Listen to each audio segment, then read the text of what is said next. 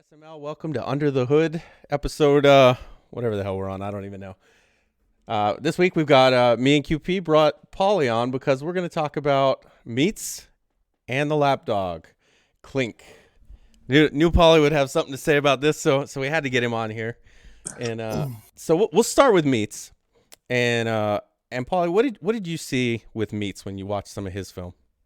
So earlier in the year, when I faced him and I beat him 35-0, I think, or 40-0, something like that. But when I was relevant back then, he always had one arrow route, and that wasn't the clip I gave you. He had an arrow route with his running back that it was kind of the route that went straight to the sidelines. It wasn't a swing, it wasn't a wheel, and that was his first read with something coming across the middle, like a post or a drag or something like that. But I didn't see that lately when I went over his film for this show. So what I did see in the red zone is the clip that I gave you. He did it multiple times. He usually goes trips formation to the open side of the field, and he puts his slot guy or his second receiver from the outside in, and he runs him on a streak.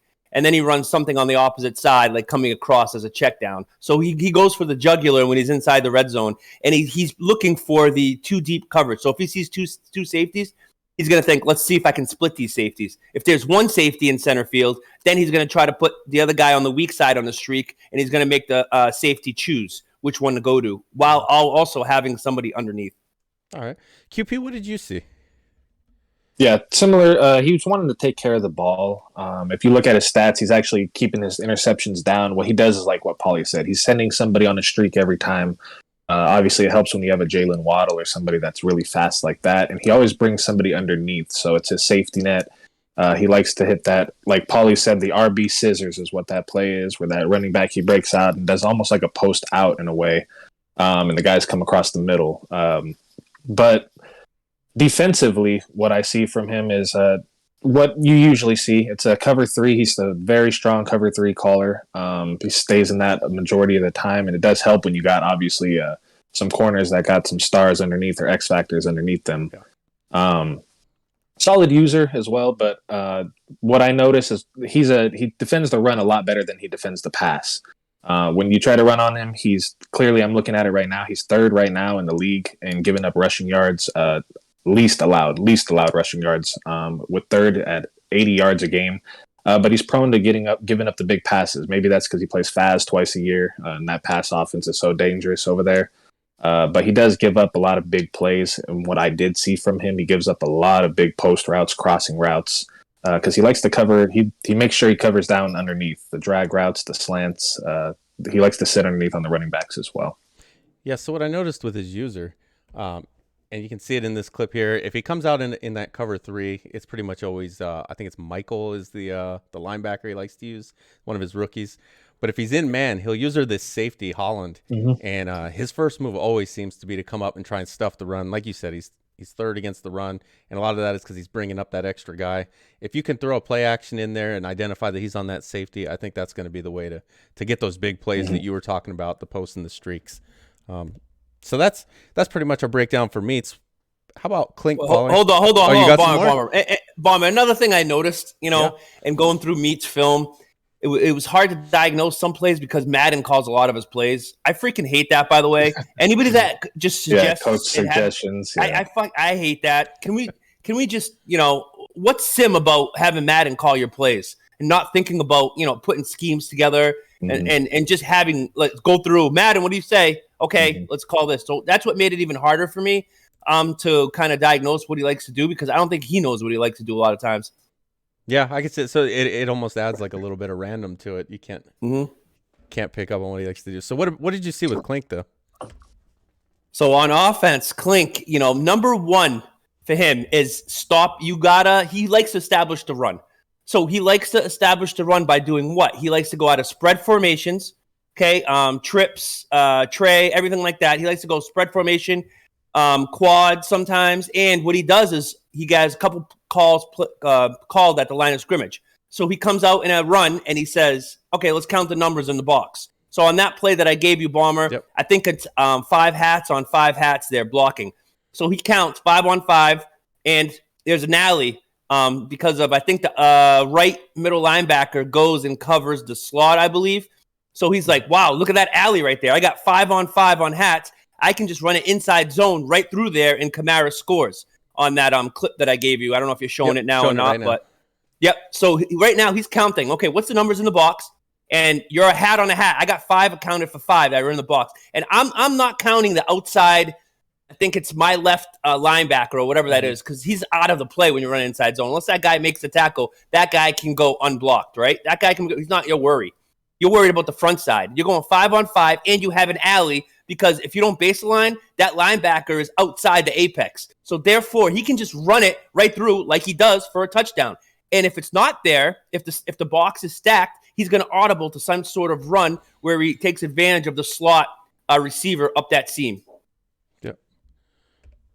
All right. Did you want to talk about the other 2 plays you sent me? Yes. So the other 2 plays are his red zone go-to plays. Mm-hmm. So when you're playing Klinke, you have to stop Kamara pass game and run game.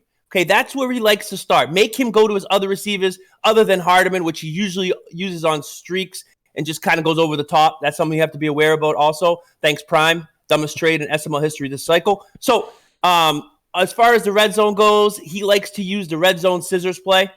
And he's used that against me. And he used it 2 clips that I found in 2 back-to-back games. One versus Dan and one versus Future, I believe. So all it is he runs it to the wide side of the field usually. He runs Kamara. He does that kind of scissors out of the backfield. And what he's doing, he's reading.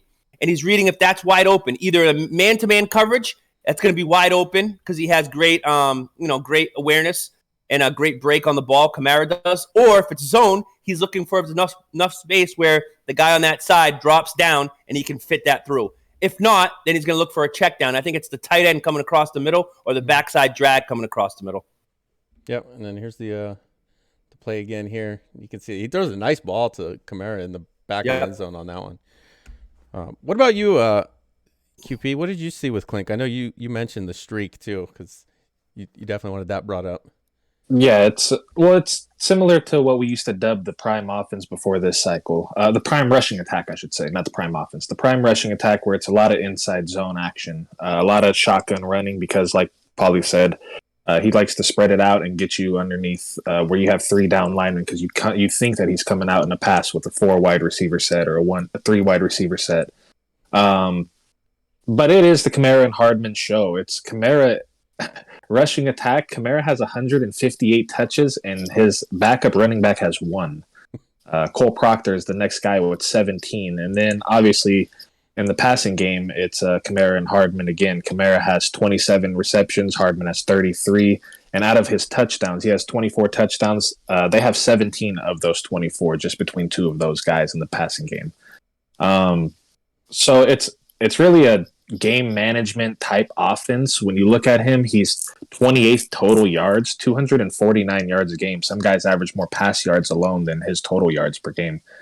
He's 29th in passing, 155 pass yards. So it lets you know he usually is checking down a lot of the time, probably. And then, like Pauly said, he's going to take you over the top at least once or twice with Hardman, because you are trying to guard Kamara. You're playing those hard flats because he is checking down clearly based on the stats.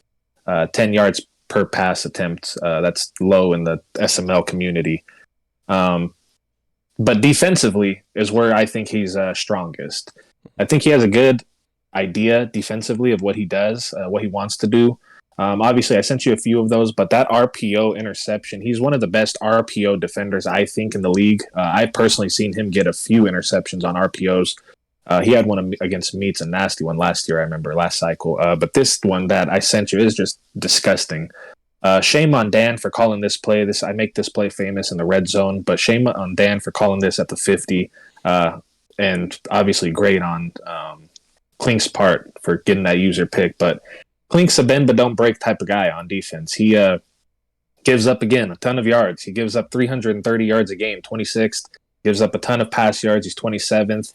And he's not that great at running either. He gives up 100 yards a game at middle of the pack, 16th. But what he does well is he takes the ball away from you. He has multiple guys with 4 interceptions. It's ridiculous when you go down his list of guys. It's 1, 2, 3, 4, 5, 6.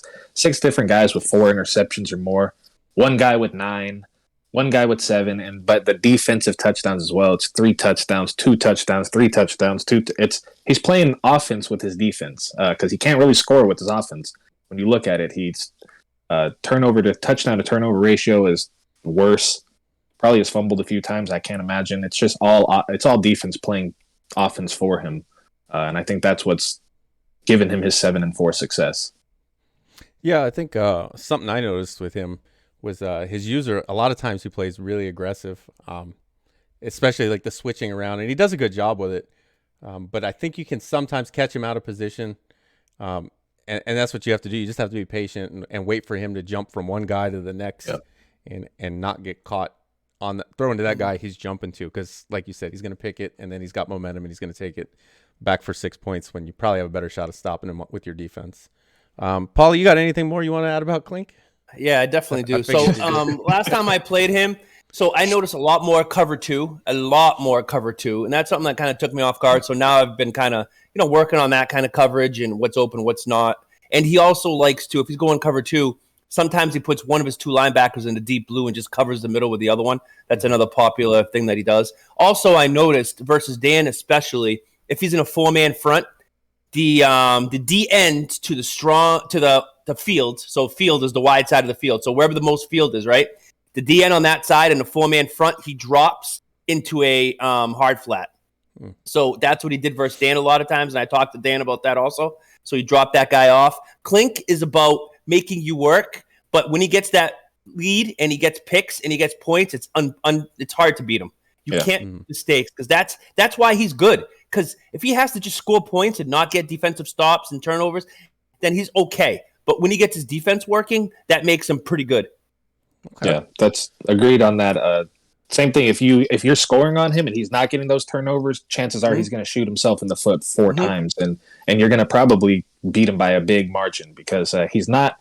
If you trade shots with him, he's not that type of guy. He doesn't want to trade shots with you. He doesn't want to get the game into a high scoring affair where you're not turning the ball over, or he's going to turn the ball over. Yeah, and that's one of the things we saw when he struggled against Spades, was he just can't keep up with that 50 points per game. Yeah, and then he's going to have problems versus the highest scoring teams in the SML, I think, when he plays those guys. I don't know if it's too many of us in the NFC, but in the AFC, there's some guys that can put up some points. So yeah, it'd be interesting to see. I actually have him next week, so we'll see how that goes. We'll talk, Mama. We'll talk. Yeah, we'll talk. But all right, well, that's been this week's episode Under the Hood. Oh, and it looks like I lost QP. There he is. Can you hear me? Oh, I can hear you. Yeah, I just can't see you. You probably lost me. There we go. I got you back. I just had to disconnect. So we actually knocked this out just under 15 minutes, which is pretty good. Keeping it quick. That'll get you guys back to the football games, since I'm recording right in the middle. But appreciate you being on, Pauly. Love the insight. Definitely like to get you on here more. Yeah, definitely. It was definitely really good. And plus, I have Klinke next week. So. But, all right. Kipilas, you got anything else? That's it for this week's episode. No, good show, fellas. All right. Thanks again, Pauly. Peace out.